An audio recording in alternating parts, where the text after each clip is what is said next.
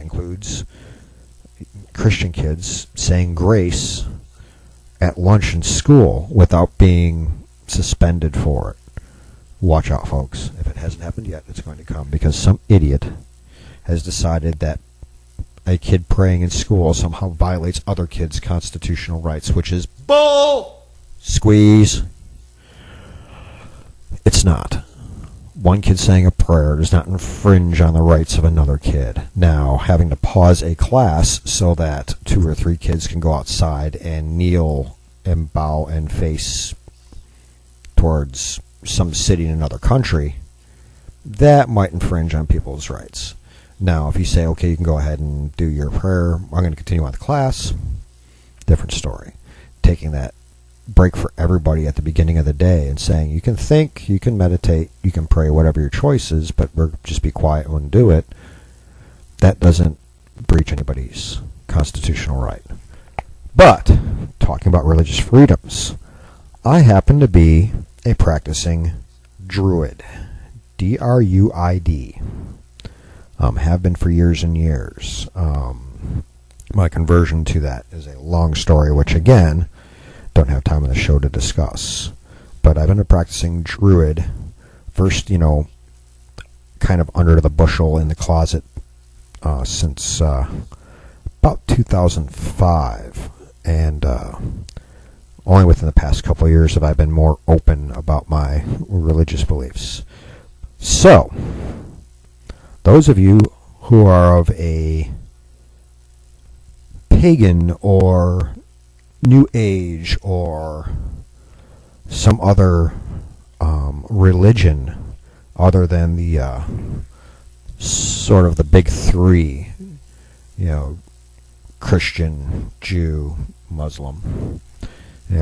If you belong to one of the alternative religions, and you happen to be in the south central Texas kind of area, or are going to be tomorrow, especially if you're in San Antonio, head on over to the Alamo City Event Center at 2899 Northeast Loop 410. That's in San Antonio, Texas, 78218. And if you pop in there anytime between noon and 7 p.m., the San Antonio greater pagan community is kind of coming together with some workshops, entertainment, vendors, mingling and socializing, doing a little bit of outreach, explaining different views from different religions, pagan religions that are going to be there. And the general theme for this, by the way, the name of the event is the San Antonio Pagan Pride Day. And the theme is celebrating children of all ages, is this year's theme. So head on over to the Alamo City Event Center at 2899 Northeast Loop 410 in San Antonio between noon and 7 and check out what's going on. The organizers of the event, I don't know if there's an actual ticket price because I don't see that claimed anywhere here. I'm signed up as a volunteer, so the Free Range Texan and I will be there a good chunk of the time. I think they're even trying to convince me to try to lead one of the rituals there, but I'm not ordained clergy yet, and my particular sect of worship, of belief, does require ordination. I'm not an ordained druid, so I can't lead a public ritual yet.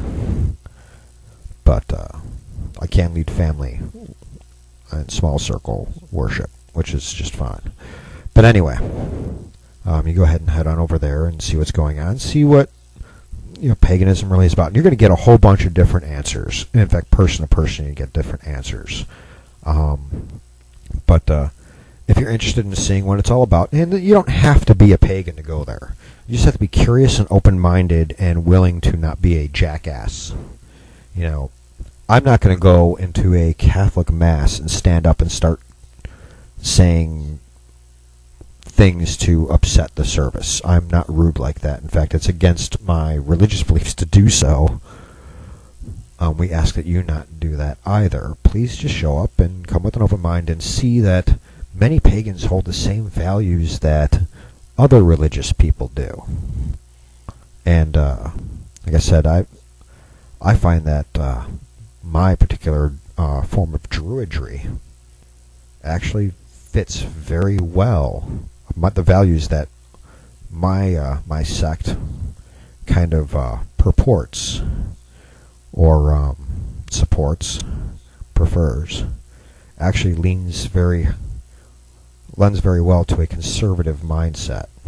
So, things like hospitality, charity, integrity, honor, hard work, those kind of things. But go on over to their website and take a look, and that's SA, as in San Antonio, SA, Pagan, Pagan, Pride, Pride. That's all one word right there. SA, Pagan, Pride, dot, Weebly, WEEBLY.com. And go on and click over there and see what's going on and what the agenda is and stuff. But they also ask that you bring a food bank item. That's what I was trying to get to. Bring something to give to the San Antonio Food Bank, that whole charity aspect. And those of you who are more right-minded, I know you love to give to charity of your own free will, not because the government says you will give us this. You give what you can or what you want to give. So please bring some non-perishable item. In other words, a canned food or some shelf-stable dried food, if you're so inclined. But given that it's Freedom Friday, we're talking about religious freedom and celebrating the religious freedom of people who are going to be gathering and celebrating the religious freedom tomorrow at Pagan Pride Day. I've got a little bit of a, I don't normally do this, but I have a little bit of a religious song that I kind of want to share with you all. It's by a British gentleman, or maybe he's Welsh. He's from over there in the Isle of Albion, the British Isles, England, so to speak. And his name is Dave the Bard. Now, his name is spelled D-A-M-H, or maybe it's H-M. That's M-H. And everybody wants to call it Damn the Bard. No, that's a mispronunciation. It's in an old Welsh language, and it's pronounced Dave the Bard, singing a great little song. It's about 6 minutes long, so let's enjoy this on this Freedom Friday and some religious freedom, and let's enjoy some good spiritual music called The Hills They Are Hollow by Dave the Bard.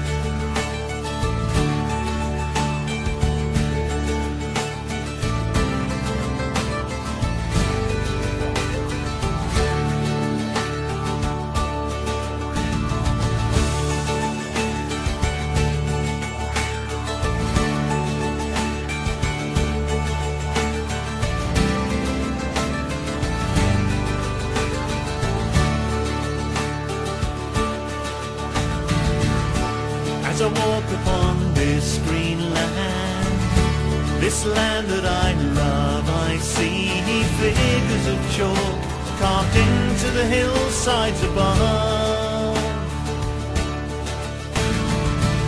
Sir Nabas, a man so proud, and the long man opens wide the gates of his world and invites you to step inside. And the hills, they are hollow and home to the fae who dance on Midsummer's Eve. Some people don't understand when I say these These are the things I believe. These are the things I believe. There is an old circle of stone that stands on the moor. Every moss-covered face tells the secrets of ancient lore. The tall stand as guardian, witnesses to the rights, to nature's gods of darkness and of light. And the hills, they are hollow and home to the fae who dance on Midsummer's Eve. Some people don't understand when I say these are the things I believe. These are the things I believe.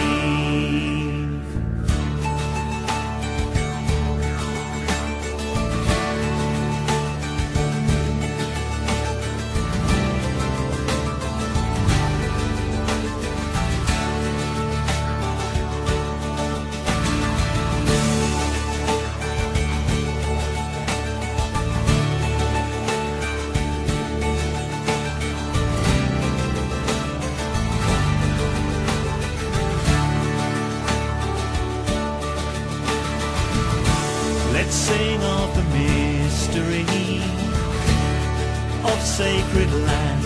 See the shapes in the corn made by invisible hands. Secrets of the pagan ways lie all around, written upon the earth in rock and sacred mound. And the hills, they are hollow and home to the fae who dance on Midsummer's Eve. Some people don't understand when I say these are the things I believe. These are the things I believe.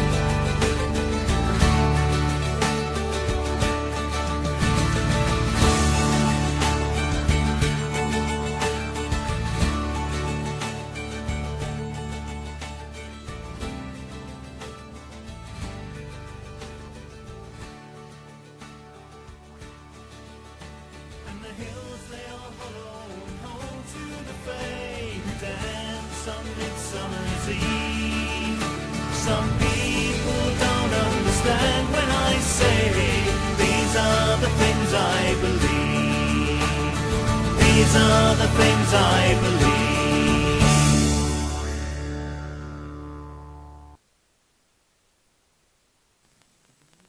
You don't have a right to know everything in a separation of powers government, my friend. That is the difference between a parliamentary government and a separation of powers government.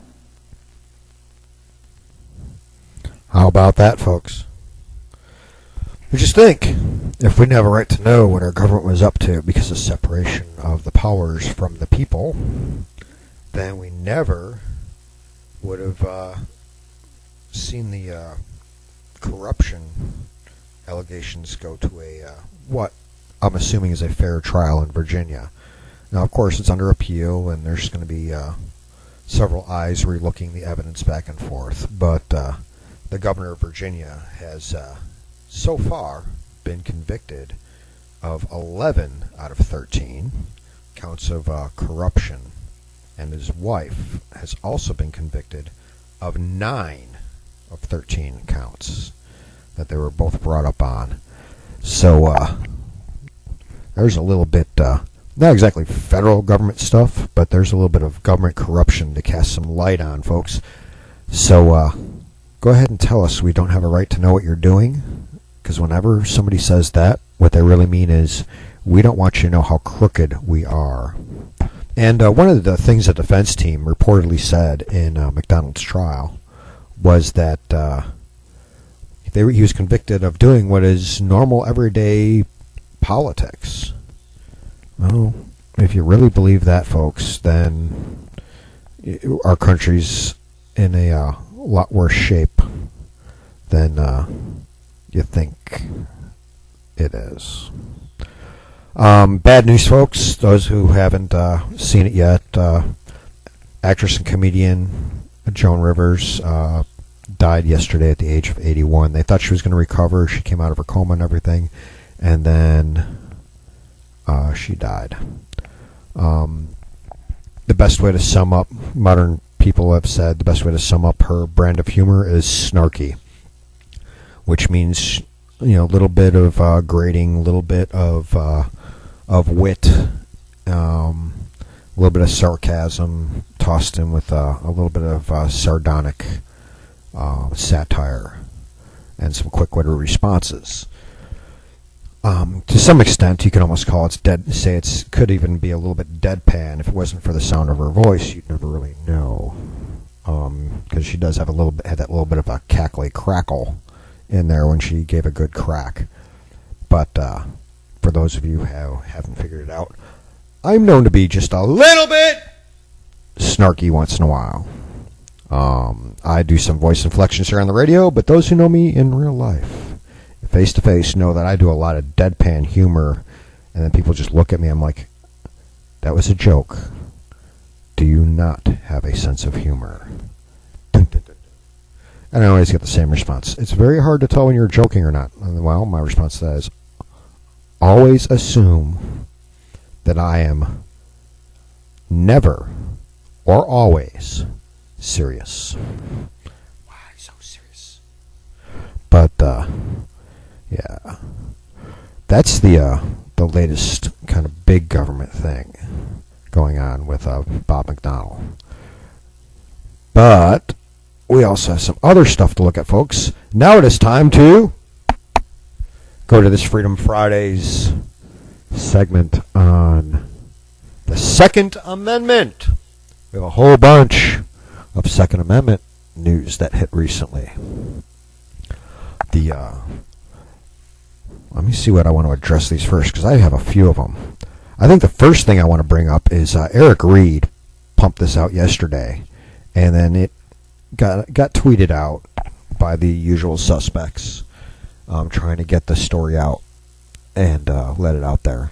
And one of those usual suspects evidently somehow tweeted it and got noticed by one of the big-name media personalities, Miss Dana Lash, whose husband is Chris Lash, who does the song that I used at the opening of the show.